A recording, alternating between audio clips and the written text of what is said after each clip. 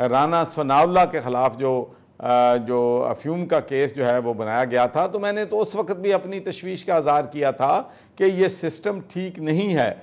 इसीलिए मैंने पार्टी में 18 महीने पहले सीनियर लीडरशिप को ये कहा था कि what goes around comes around. हमने जो विक्टिमाइजेशन की सियासत शुरू की है, तो मैं भी ये जो हमारा रवैये हैं, हम सब जो हैं, मैं जेलों में जाते आप सबको देख रहा हूँ।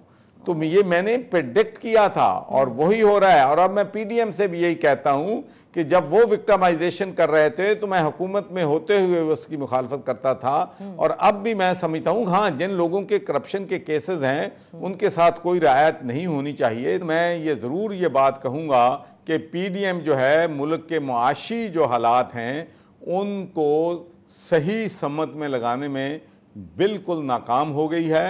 गरीब आदमी जो है उसको 2 वक्त की रोटी जो है वो मुहैया नहीं है। लाखों की तादाद में लोग मिलने बंद होने से बेरोज़गारी का शिकार हो गए हैं। हमारी एक्सपोर्ट जो है वो बहुत कम हो गई है। डॉलर आसमान से बातें कर रहा है।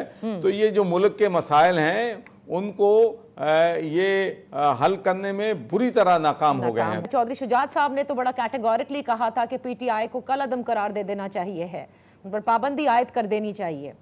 आप भी ये समझते हैं ऐसा ही होना चाहिए? देखिए, मेरे ख्याल में उनका बयान जो था वो मेरा ख्याल मिस इंटरप्रेट हुआ है।